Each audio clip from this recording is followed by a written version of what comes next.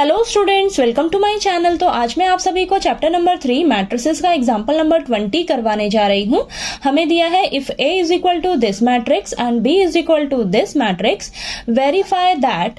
तो हमें ये 3 पार्ट्स दिए हुए हैं, इन तीनों पार्ट्स को हमें वेरीफाई करके बताना है। ठीक है, तो हमें ना ये प्रॉपर्टीज दे रखी हैं ट्रांसपोज ऑफ मैट्रिक्स की। ठीक है, तो इन तीनों प्रॉपर्टीज को हम इस क्वेश्चन के थ्रू वेरीफाई करके समझेंगे। ठीक है, तो चलिए सबसे पहले हम फर्स्ट पार्ट करते हैं। तो फर्स्ट पार्ट में हमें दिया है A ट्रांसपोज का whole transpose is equal to A matrix. ठीक है, तो हमें इसको वेरीफाई करना है। चलिए करते हैं। सबसे पहले हम लेफ्ट हैंड साइड को लेकर चलते हैं। ठीक है, तो लेफ्ट हैंड साइड में हमें क्या दिया है, A ट्रांसपोज का होल ट्रांसपोज, ये करना है हमें। ठीक है, तो सबसे पहले हमें देखिए A मैट्रिक्स क्या दे रखी है, वो लिख लेते हैं 3√3 2 4 2 0। ठीक है, तो सबसे पहले हम इसका क्या निकालते हैं, ट्रांसपोज करते हैं इस मैट्रिक्स का। ठीक है, तो A ट्रांसपोज करेंगे तो ये हो जाएगा हमारे पास, देखिए ये रो हमारी बन जाएगी कॉलम। ठीक है, देन ये वाली रो भी हमारी बन जाएगी कॉलम। ठीक है, तो ये हमने A मैट्रिक्स का क्या निकाल लिया, ट्रांसपोज निकाल लिया। ठीक है, निकल गया। अब हमें क्या करना है, A ट्रांसपोज का दोबारा से ट्रांसपोज फाइंड आउट करना है। ठीक है, तो A ट्रांसपोज का दोबारा से होल ट्रांसपोज निकालेंगे। तो ये A ट्रांसपोज हमारे पास ये है। अब इसका दोबारा से हम ट्रांसपोज निकालेंगे तो देखिए ये जो हमारे पास कॉलम है ये रो बन जाएगी 3√3 और ये 2 और ये 4 2 0। ठीक है, तो ये कॉलम हमारी रो बन गई और ये कॉलम भी हमारी देखिए रो बन गई। ठीक है, तो हम क्या करते हैं ट्रांसपोज में, हम क्या करते हैं रोज और कॉलम का इंटरचेंज करते हैं। ठीक है, तो यहाँ पर देखिए हमने A ट्रांसपोज का दोबारा से जब ट्रांसपोज फाइंड आउट किया तो आप ध्यान से देखिए हमारे पास ये वापस से क्या निकल कर आ रही है, A मैट्रिक्स ही तो आ रही है। ध्यान से देखिए सेम आ रहा है ना, A ट्रांसपोज का होल ट्रांसपोज A मैट्रिक्स के इक्वल आ रहा है। ठीक है, तो यहाँ पर हम लिख लेंगे A ट्रांसपोज का whole transpose is equal to A matrix. ठीक है, तो यही हमें वेरीफाई करके दिखाना था फर्स्ट पार्ट में। तो ये देखिए ये हमारा वेरीफाई हो गया। ठीक है, क्लियर हुआ ये आपको फर्स्ट पार्ट। तो चलिए इसका सेकंड पार्ट करते हैं। तो सेकंड पार्ट में हमें दिया है, हमारे पास प्रॉपर्टी है कि A प्लस B का होल ट्रांसपोज अगर करें तो वो इक्वल होता है A transpose plus B transpose के। ठीक है, तो चलिए सबसे पहले हम इसका left hand side find out करेंगे। तो लेफ्ट हैंड साइड में हमें दिया है A प्लस B का होल ट्रांसपोज। ठीक, तो सबसे पहले हम क्या करेंगे, A और B मैट्रिक्स का सम निकालेंगे। सम निकालने के बाद उसका हम ट्रांसपोज फाइंड आउट करेंगे। ठीक है, तो यहाँ पर देखिए A प्लस B मैट्रिक्स, तो A मैट्रिक्स क्या है हमारे पास, फटाफट से लिखते हैं 3√3 और ये 2 देन 4 2 0।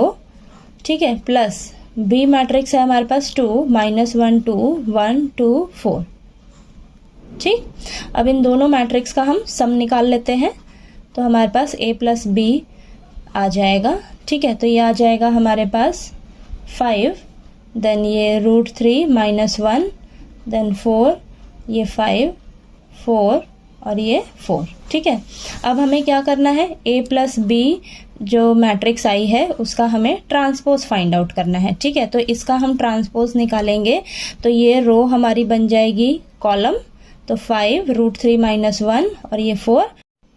अब ये वाली रो भी हमारी क्या बन जाएगी, कॉलम। ठीक है, तो इसको हम कॉलम वाइज लिख लेंगे 5 4 4। ठीक है, तो हमारे पास A प्लस B का होल ट्रांसपोज निकल कर आ गया है। ठीक है, तो ये मैट्रिक्स आ रही है हमारे पास। ठीक, अब चलिए इसका राइट हैंड साइड हम फाइंड आउट करते हैं। तो राइट हैंड साइड में हमें क्या निकालना है, A transpose plus B transpose. ठीक, तो सबसे पहले हम A ट्रांसपोज फाइंड आउट करते हैं। चलिए करते हैं। तो हमारे पास देखिए A मैट्रिक्स क्या दे रखी है, A मैट्रिक्स हमें दे रखी है ये। ठीक, तो इसका ट्रांसपोज हम निकालेंगे। तो मैं डायरेक्ट ट्रांसपोज लिख रही हूँ यहाँ पर, देखिए A ट्रांसपोज, तो A मैट्रिक्स यहाँ से देख लीजिए। तो ये इसका ट्रांसपोज निकालेंगे तो ये रो हमारी कॉलम बन जाएगी, तो 3√3 और ये 2 और ये आ जाएगा 4 2 0। ठीक है, ठीक, अब B मैट्रिक्स चलिए निकालते हैं। तो B ट्रांसपोज निकालते हैं, सॉरी। ठीक है, तो यहाँ पर देखिए B ट्रांसपोज, तो यहाँ पर देखिए आपके पास B मैट्रिक्स है ये। ठीक है, तो इसका ट्रांसपोज लिखते हैं यहाँ पर। तो यहाँ पर ट्रांसपोज लिखेंगे तो ये आ जाएगा 2 -1 2 और ये 1 2 और ये 4। ठीक है, तो हमें क्या निकालना है, A transpose plus B transpose. ठीक है, राइट हैंड साइड में। तो चलिए यहाँ पर करते हैं A transpose plus B transpose. तो यहाँ पर A ट्रांसपोज में मैट्रिक्स क्या है हमारे पास, 3√3 2 4 2 0 प्लस B ट्रांसपोज में मैट्रिक्स क्या है हमारे पास, 2 -1 2 1 2 4। ठीक है, अब इन दोनों मैट्रिक्स का हम सम निकाल लेते हैं। तो सम हमारे पास देखिए क्या आएगा, 3 + 2 5 4 + 1 5 देन √3 और ये -1। ठीक है, 2 + 2 4 देन 2 + 2 यहाँ पर भी 4 आएगा और ये 0 + 4 4। ठीक है, तो देखिए लेफ्ट हैंड साइड और राइट हैंड साइड को ध्यान से देखिए। तो लेफ्ट हैंड साइड में आपके पास ये मैट्रिक्स आ रही है, ठीक, और राइट हैंड साइड में आपके पास ये मैट्रिक्स आ रही है। दोनों एक दूसरे के इक्वल है ना। ठीक है, तो हमारी ये प्रॉपर्टी क्या कहती है कि A + B का होल ट्रांसपोज, यानी कि कोई भी दो मैट्रिक्स हैं उनका सम करके आप होल ट्रांसपोज करो तो वो इक्वल होता है इस तरीके से।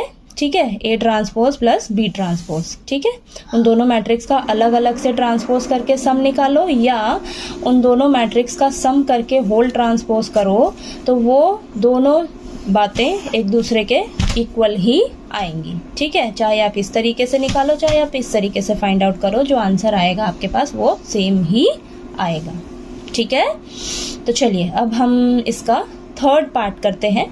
तो थर्ड पार्ट में हमें दिया है K × B का whole transpose is equal to K × B transpose. तो यहाँ पर देखिए आपके पास जो K है वो क्या है, कांस्टेंट है। ठीक है, तो ये प्रॉपर्टी हमें कहती है कि ट्रांसपोज का ना कांस्टेंट पे कोई भी फर्क नहीं पड़ता है। ठीक है, तो चलिए इसे हम वेरीफाई करके समझते हैं। तो लेफ्ट हैंड साइड में हमें क्या दे रखा है, K × B का होल ट्रांसपोज। तो सबसे पहले ये हम फाइंड आउट करते हैं।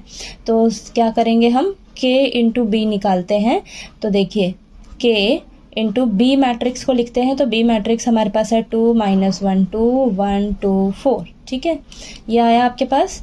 तो हमारे पास K × B कितना आ जाएगा, ये आ जाएगा हमारे पास 2K -K 2K K 2K और ये 4K।